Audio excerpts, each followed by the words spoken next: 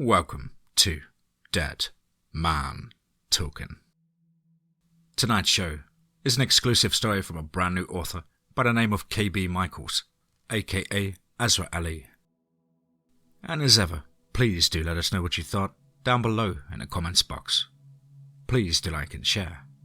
It really does help build the channel and our community further. And why not hashtag TeamFEAR and DMT's Cryptid crew. And so, with that aside, let's get into tonight's story. And title: The Black Dragon's Night. Let's get straight into that. Chapter 1. Alvania. Blood and steel have gone silent as the battlefield lay empty now, but death spread its bony hand across the land, even though the war had been over for years now. Rot slowly infested the northern kingdom of Alvania, and untold horrors have now made it their home.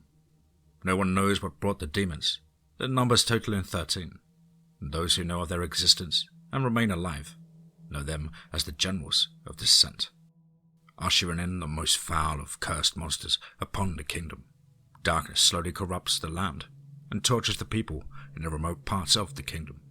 Adventures have taken up the sword as the old King Feldrin has passed, and his son, Prince Alvania, has ascended to the throne.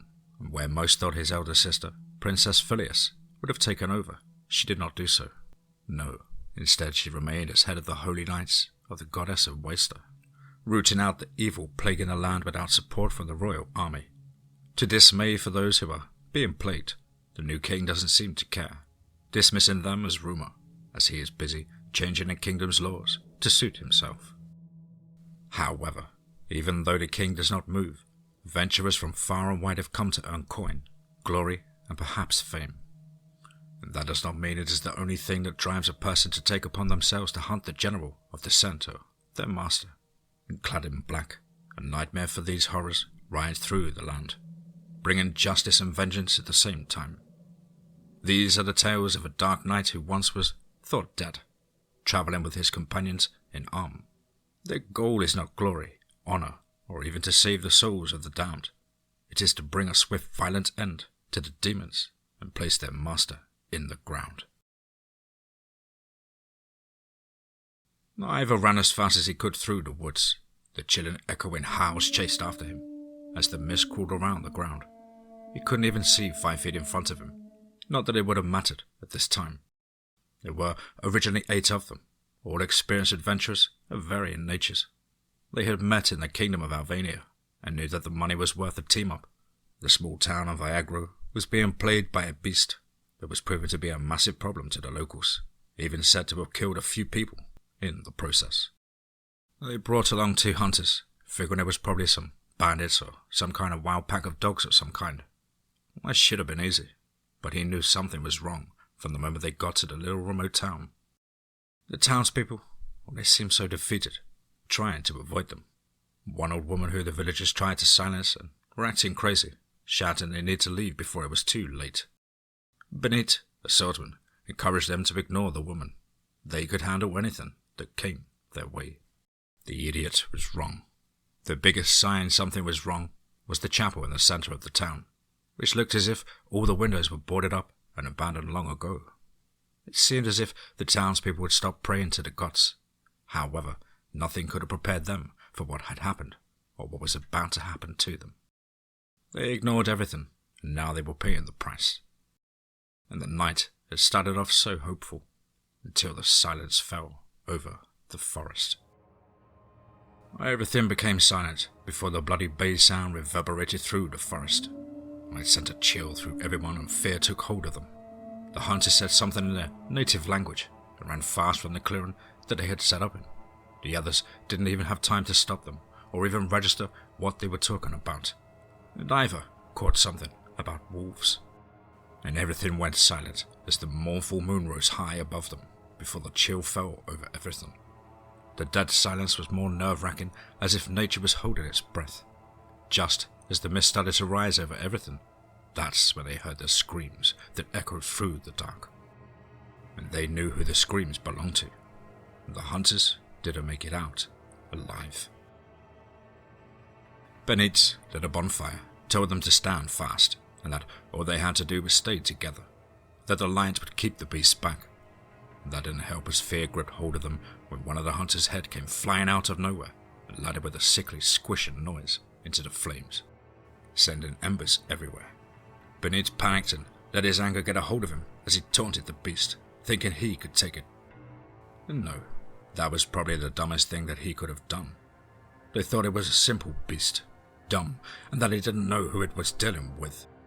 And they were wrong, and the burning head told them everything they needed to know now. This beast was intelligent, and Benitez didn't get it still. No, the warrior was the first to die. Yanked straight into the darkness, and they could hear Benitez being ripped apart. His screams echoed in their ears and seemed to go on forever. And then it was over. Silence fell back over them. They knew that it had to make sure that his death was painful, that he paid for his arrogance. The others, like him, thought they could wait it out, wait till dawn, and that was also a mistake. First, it took out the flames, throwing what seemed like a log or part of a tree at the fire and causing it to erupt in embers, leaving them in the dark. This disoriented them, creating panic. He tried to tell them to stay together, but they didn't hear either. No one ever listened to poor Ivor. The screams came one at a time. He lit a torch and abandoned his weapon. It wouldn't do him any good. The bloody thing was fast. It watched as one by one the remaining 5 of them were taken. 2 ran off in one direction, while the other ran in a complete opposite direction of each other, further into the forest. And as he turned, he saw one of the men running into the darkness get swooped up into the darkness and taken into the trees. Ivor felt pure fear, unable to see into the inky blackness, but he could hear the screams of the tearing of flesh. The screams slowly came to an end, with a gurgle as he could hear the blood filling his fellow adventurer's lungs. What was that man's name again? Thomas? Trey? Or something with a T. Well, he wasn't close to the man, and he was kind of annoying, but he didn't deserve to die like this. But Ivor wasn't going to die for him either. He turned and ran, but not deeper into the forest. Ivor was smarter than the others. There was no way in hell they could get far enough out of this thing's territory. Not by dawn. No, this thing hunted at night. They should have found it during the day. The gold, it wasn't worth this. It wasn't worth all of their lives. He decided the best action wasn't to escape, but to get back to the village. That was where he could barricade himself in. The villagers could help him. When the sun came up, he could get a horse and get more help. He was sure that this was the way. And every so often, he heard the screams of the others before silence took everything once more. He could swear he could hear his heart pounding, echoing through the dead of the night. Every time he heard a bush move, a twig snap, he spun, sticking a torch out in front of him. He saw nothing. Not that he could ever see anything in the mist.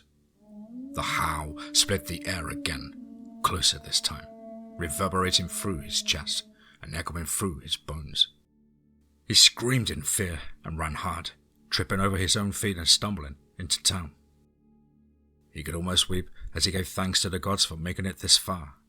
But where were the lights, the torches, or anything? The town was a deathly silence. Not a single peep. The houses strangely dark. "Hello? Anyone here?" Ivor screamed, stumbling into the nearest house and trying to push it open. The door was secured and locked as he was pounding on the door. And then he thought he heard a low growl coming from behind him. He whipped the torch around, wide expecting to see the creature lurking behind him. Ivor swore he saw a shadow in the mist run down between the building. Ivor tried to push on the door once more, banging and pleading, but it wouldn't budge. No one came. He heard it again, almost as if it was above him, scraping claws against the rooftop, watching from above. He scrambled away from the door and looked up, waving a torch in front of him. Nothing was there, though, and his eyes darted back and forth. Nothing was there. Was his mind playing tricks on him, or was the fear? All the hair stood up on the back of his neck, and that's when he remembered. The church.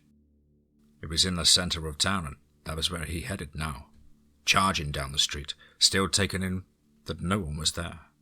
They all probably locked themselves up in their homes, protecting themselves, safety in numbers.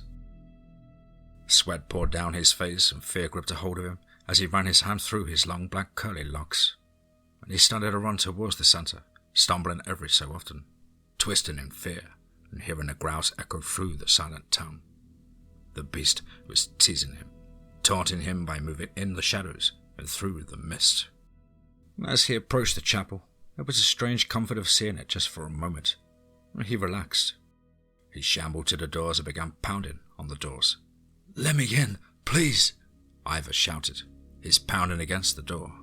To his surprise, it creaked open, but to his awe and shock, all he could see was the pitch black. "Hello? Where are you?" A warm breath welcomed him instead, smelling of blood and death. The glowing red eyes pierced the darkness, staring deep into his very soul. Ivor smelt piss as the warm liquid ran down his legs as he turned to run, screaming at the large clawed hairy hand that shot out, grasping hold of his head, and he was yanked from his feet and dragged into the pitch darkness. It didn't take long, as his screams were silenced and the horrified howl of triumph echoed deep into the night air.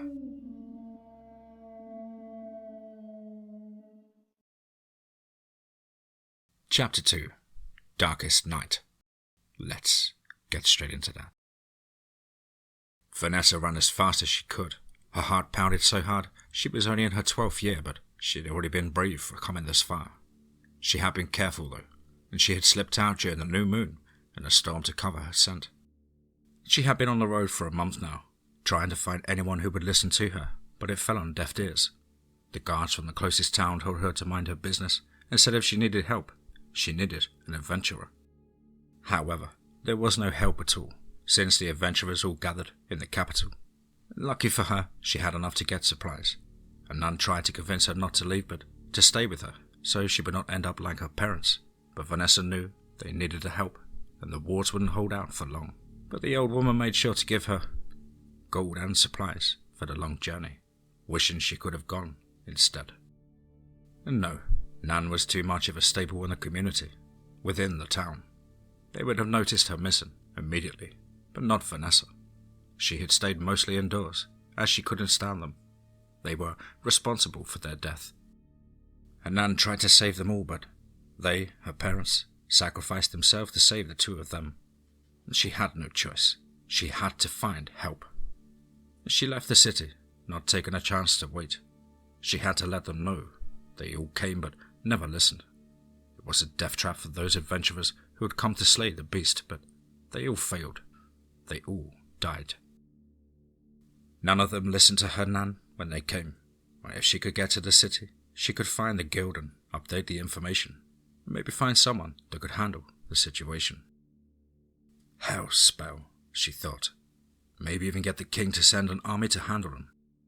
Even as much distance as she had put between herself and the town, the full moon did nothing for her fear.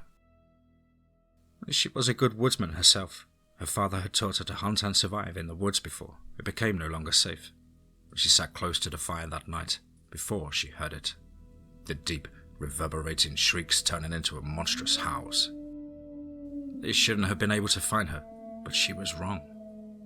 It couldn't be them, she had thought, moving closer to the fire, trying to escape the cold. She had been wrong though. She shouldn't have thought that she could escape. She should have just run as soon as she heard those mournful howls. Now she was running through the woods. Her heart was pounding within her ears and sweating hard, gasping for air. She held on to her side, barely escaping as the claw caught her side. Vanessa couldn't take the time to check herself. They had come so fast, catching her off guard, but the eagerness had played to her advantage. They looked like massive wolves at first glance, pitch black fur, green eyes, and massive bodies that dwarfed the young girl. But it was not a wolf, as they didn't have paws for the forelegs. Instead, long razor-clawed fingers, and they bared their massive serrated fangs. And one of them raised as bones popped and cracked as it stood to its haunches, and two more came out to its side. Slobber and drool ran down their maw. She could tell it was smiling at her. "Run," rumbled out from its throat, as the others had that look in their eyes. Vanessa didn't wait. Fear that threatened to entangle her never took hold as rage and adrenaline pumped through her veins. She tossed the special flash powder her nan had made for her. The powder exploded, and a flash of lightning lit up the entire area. A few herbs causing smoke to bellow out allowed her to run as fast as she could. Just where the hell would she go, though? Maybe hide? No. She realized as a sharp pain exploded into her side. It burned as she looked down at her hand holding her side, and it was bloody. It wouldn't take them long to find her scent again. The herbs had helped mask her own scent, but with this much blood, it wouldn't take them long to find her. She cursed under her breath for her foolishness, and she was slowing down as she pressed herself against the tree to try and catch her breath. The howl erupted over the air and echoed through the forest, followed by the dark symphony of the others in different parts of the forest. She couldn't pinpoint from where as everything spun around her, and she slid away from the tree.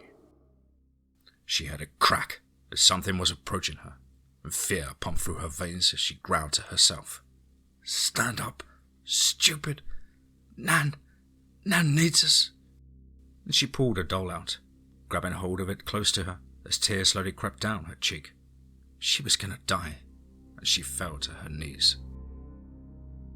And she looked down as she closed her eyes as the hand shot out, gripping her and covering her mouth as she yelped.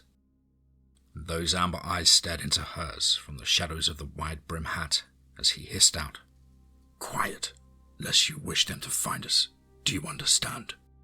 And she nodded slowly as bandaged hands moved back, and she turned to see the young-looking man, who was maybe a little taller than her. He was decked out in a red long coat and a wide brim hat that was slightly torn, allowing enough light to hit the young face. The left hand was bandaged with strange writing along it, nothing that she could understand or had ever seen before. His silver hair spilled out over his shoulder, and his frame was slender. From how he gripped her, what she was seeing seemed like a lie. She gripped the doll and asked, "Who are you?" "Kai, who are you? Where are your parents?" "They're dead. They've been dead. Are you an adventurer?" "I have to save her. I have to," she started to say as she heard the howl, closer than it had been before. "They're gonna kill us. You have to go, please." Tears came flowing as she stared at the young man. Her hand reached out, gripping his coat, as she stumbled forward. Kai caught her and looked at her side. He cursed underneath his breath as she was breathing hard. His long ears caught the sound of something. It was no longer safe to stay there. He gripped hold of her, sweeping her off her feet. His keen sense could pick up that these beasts, were already catching the scent of blood. And if he had been human, he couldn't hear the branches breaking off in the distance, feel the tremble of the ground. The beasts were coming, and they were coming faster than he could run. Something pulled at him as his eyes scanned towards the left, and his feet followed. And there was a whisper on the wind. "This way, hurry!" For Kai, he already knew who the tiny female voice beckoning him was. He knew she had no power to help him in this particular manner. These beasts were not natural, and they wouldn't obey her command, even if she tried to intervene. And he could hear the beating of hooves against the ground, leading him to somewhere safe. She had never steered him wrong before. Now Shirax was one of the older goddesses that was less worshipped within Alvania, but held a special place in many forest worshippers. Her power laid in protection and the balance within the forests around the world. The fact that she would even step in could only mean one thing, that this child in his arms was connected to her. And she rarely spoke, especially to one such as himself, one tainted by chaos. Kai was not normal, even for an elf. Even now as the blood dripped onto his bandage, he could feel the cursed arm reacting to it, screaming to be set free. Not to worry about the girl, but his mind held strong against the ravenous chaos. The part of him that had been corrupted still demanded to be set free, bringing death in his wake. And it was part of the experiments done to him, his people, in the name of progress to someone of upper nobility. He had been saved, or at least spared the horrible fate of the rest of the villagers. That was when that man had arrived, or rather, that death had come to relieve them of their burdens. Those green eyes that glowed, that black armored warrior who didn't hesitate. There was no hesitation in the blade, not like anyone had ever seen before. Every villager that had turned into monsters were cut down along with the so-called guards. The professor had vanished before, but he still remembered what the Black Knight had said to him when the blade reached Kai. "You still have your soul intact. Do you want vengeance, or do you want that bit of humanity to grow?"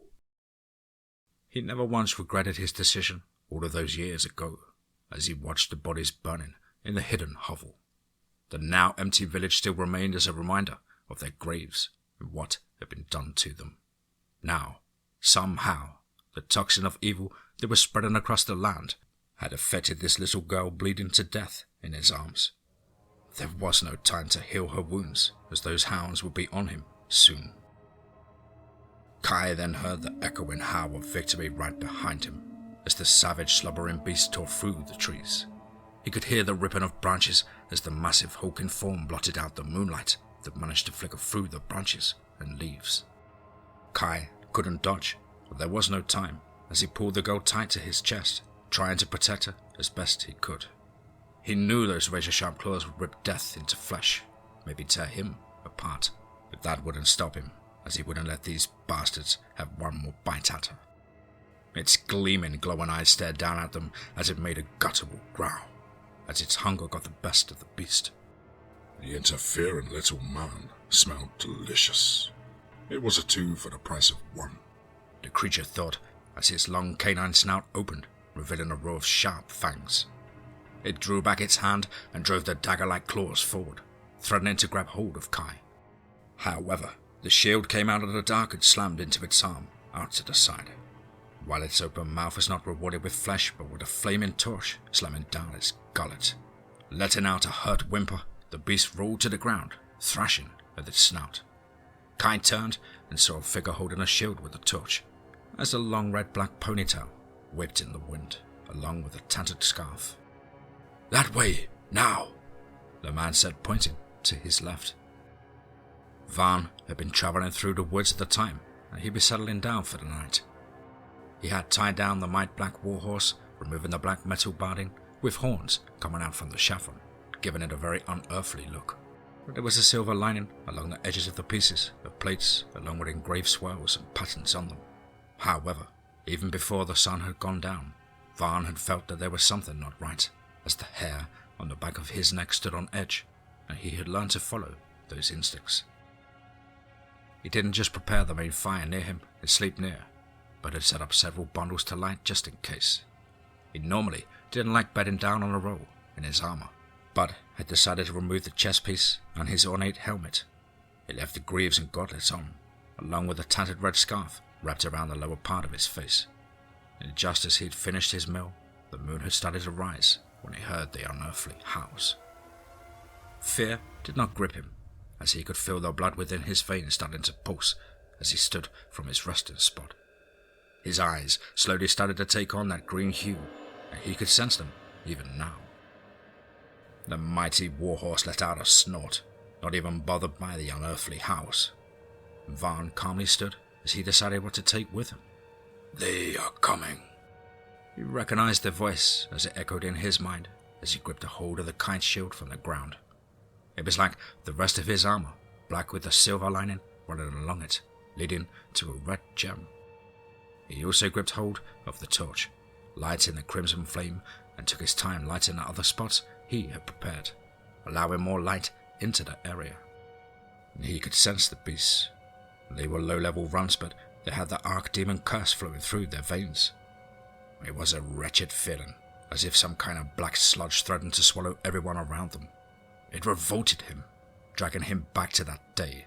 His anger filled every part of his being, fueling his muscles. And Van moved through the forest, knowing sleep near would be just fine. As he moved through the bush, he could sense another presence, as it was familiar to him. The truth was, there was more than just one he recognized. The beast was near as he heard its mighty howl, and he could hear the feet running through the bushes near him. Instinctively, he darted through the brush and swung the shield out, slamming the beast's arm out of the way and thrust the torch into its mouth. The beast was sent flying to the ground as he pointed towards his encampment, and he shouted to Kai, "That way, now!" And Van's eyes were ablaze, eyes glowing with a deep forest green now, as he turned his attention to the strange wolf creature that was clawing at its burnt snout. He turned, following after Kai, and growled it out. "You bring the most interesting friends. Who is the girl?" "Now is not the time for that. He isn't alone," Kai shouted as he ran past the first bundle of fires, laying her on a bedroll near the massive horse. Of course it wasn't alone. Vaughn already knew that. The glow of the red eyes could be seen at the edge of the fire line in the trees.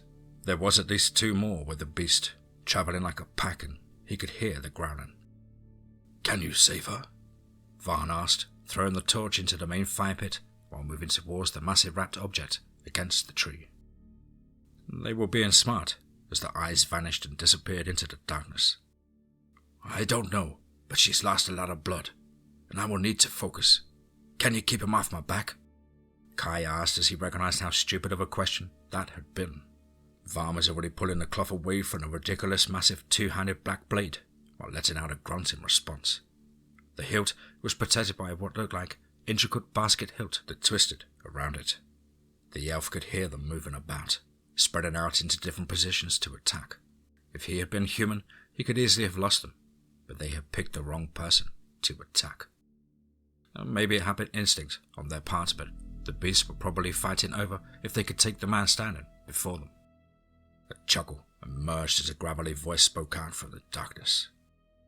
"You are going to pay for that little stunt with a torch. I am going to tear your insides out and make you watch as I eat you slowly." Vaughn moved close to the fire, propping the blade against his shoulder with ease. "And here I thought I'd get past the insults and procrastinating of your ass. Look, if you're looking for a good fucking, you've come to the right campfire. I'm positive my sword will satiate that need of you and your little buddies." "Foolish little man. Just because you have that, you think that it is going to... What the hell?" The beast was cut off as the dagger flew near its head. "What did I just say? Why don't you lot just come on out and get this fucking over with? It's been a long ride and I'm not in the mood for foreplay." The leader that had led them hadn't even seen him pull the dagger free. It didn't matter though, it still had no effect on them, not since they had been blessed. So why was he hesitating now? The others were hungry and they would be rewarded. That was all that mattered. Foolish, lingering thoughts and fears of a past life that didn't exist anymore. Vaughn let out a short whistle as if calling a dog. "Come on, boy. Come on. You can do it."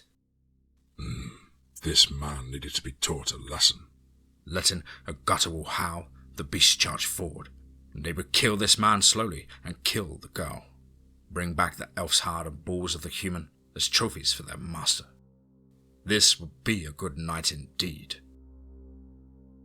The other echoed the first beast's howl as it penetrated the entire forest, shaking the very ground with their mighty roars. Kai gritted his teeth and brought his right hand around as he channeled the earth energy from the ground. As a golden light spiraled around his arms, bringing down onto Vanessa, the warm light started to flow over the wound. Muscles and flesh began to pull itself together. However, the left arm felt like it was on fire, as the burning chaos felt molten lava coursing through him. He gritted his teeth and growled through it, and he was most vulnerable when he used his power to heal. And 2 of the creatures seemed to feel his vulnerability as they were scrambling out of the woods directly at Kai. Vaughn moved without hesitation as he pulled the blade around, and moved with a speed that seemed unnatural as he was still holding a massive blade. His muscles screamed as he twisted about, taking a deep breath in as the blade connected, smashing into the side of the first beast and slicing through muscle, breaking bones it had in its path and cutting past the spine. It may have slowed the broad black blade down, but it continued through the second one. The beast could not react fast enough, but it had missed its body, catching the lower part of its extended snout and tearing through it. It rolled forward as it experienced something it had long forgotten. The searing pain erupted as blood gushed out, and its hand scrambled to its face, feeling the wagging tongue hanging out. And as it rolled around, shock took hold, and it turned to look up in time to see the massive blade come down once again, cleaving down into its head and down through its body. Blood spluttered out, soaking the ground with its black blood pooling around it, and Van exhaled, kicking the remains of the corpse towards the flame. The smell of fur burning filled the air as the loud crackle could be heard coming from the body, almost igniting unnaturally. Van scanned the line and slid his feet apart, waiting for the leader to come out. The beast merely smiled, thinking how foolish the man was, and sure the damage seemed massive, but it was nothing, as his brothers would stand in a few moments. This man was dangerous, but they would wear him down soon enough, and he would go in for the kill. Patience was all that was required for this. What was taking them so bloody long, and why was the other letting himself burn for so long? The beast grew impatient as it slammed itself into a tree, causing it to crack and fly towards Van. The knight saw it coming towards him as it took off to the side to avoid the fallen timber, and as he did, the beast charged forward, darting at Van, clawed hand extended to bite deep into the throat. There was a slight click, and then the hand was sent flying in the opposite direction. The massive blade fell to the ground with a thud as the long thin double-edged blade replaced it, and the beast landed behind Van, growling as it burned. But the arm wasn't growing back. In fact, it was actual black blood dripping down to the ground. The beast snarled and tried to swipe at Van, ignoring the elf now. Its crimson eyes seemed to glow as the rage exploded within the beast. The sword whipped about, slashing the beast across its chest, biting deep as blood erupted forth. And Van was already pushing forward, and the beast tried to bite him. The armored hand shot up like a shield, blocking the bite. It pushed forward, trying to drag him down to the ground, while the other clawed hand shot out towards the unprotected stomach. But the strength that man possessed didn't fit his stature or size. Instinctively, the beast let go without following through, jumping back as it did so. The gravel voice growled out, "What the piss are you?" "You could see that I am death," Van replied calmly and pulled a short sword out from his side, as he flipped the sword so that the point was downward and a smirk crossed his lips. "And since I answered your question, you can answer mine. Do you lick your own asshole like most dogs? You enjoy it, don't you?" The creature snarled in rage and charged in at Van. The knight swung the long blade at him, which the beast darted beneath it while coming up at him. The short blade came upwards instead and slashed along the side of the snout, over the eye. And like the long blade that had cut him earlier, the wound was burning, as if acid had been poured on it. Could the blade be blessed? No, this was not something that had been blessed by something else that wasn't Weister. It was much more violent, something ancient about it. The beast could taste it in the air, reeking and coming off of this man standing before him. More important, the creature understood that this man knew how to fight. Someone from the war, an ex-soldier or mercenary that had seen lots of combat.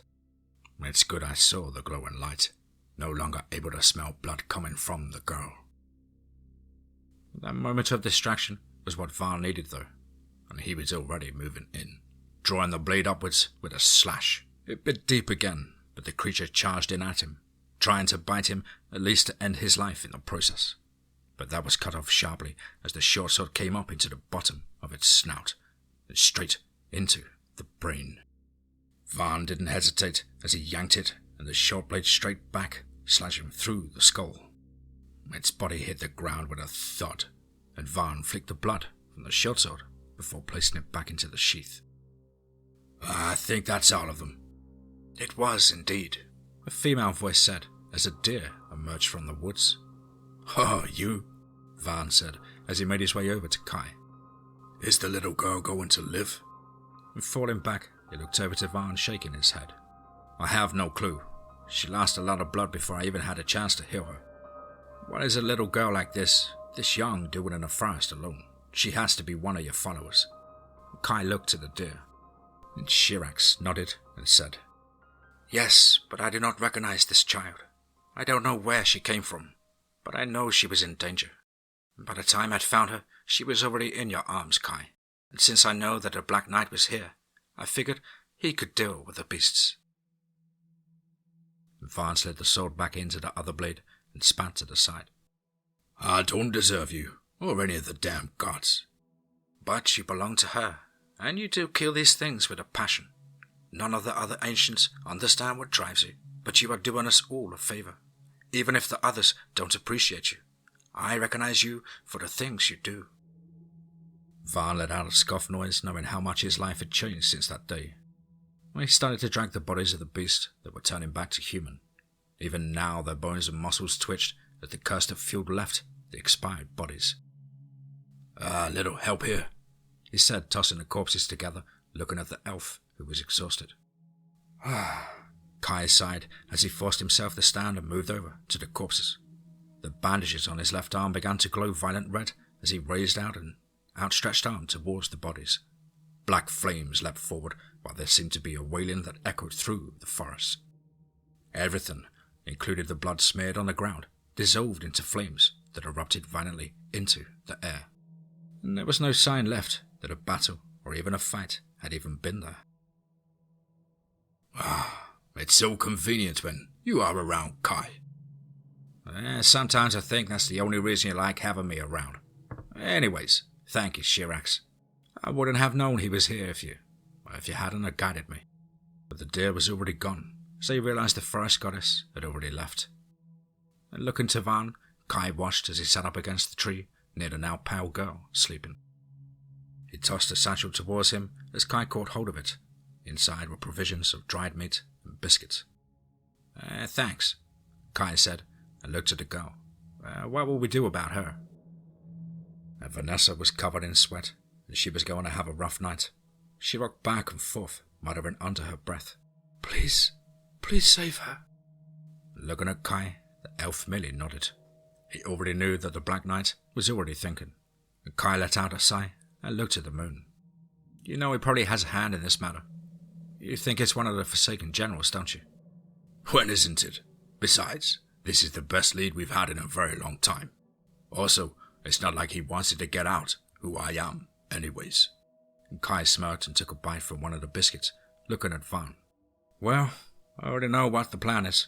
Might as well go along with you. Someone's got to watch your back.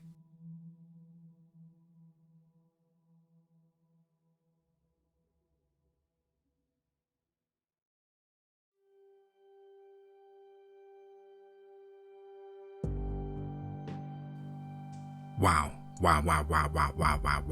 Certainly another one. Wow.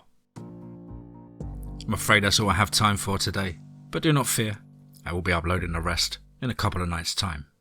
A huge thank you to our incredible author, KB Michaels, aka Azra Alay.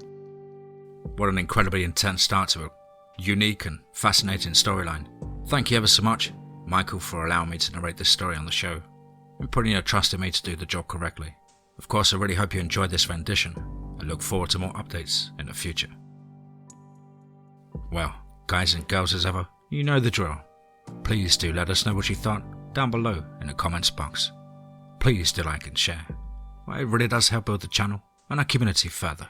And why not hashtag TeamFEAR and DMT's Cryptid Crew. Now, if you're an aspiring writer or would just like to get in touch with me, then please do so on the email, which is as on screen. Contact thedeadone@gmail.com. I really look forward to hearing from you. I hope everyone's had a fantastic week at work or school, or perhaps you're studying like my eldest. Whatever it is that you do, I hope you're enjoying it and are giving it your all. But above all, guys, remember, be safe, not sorry.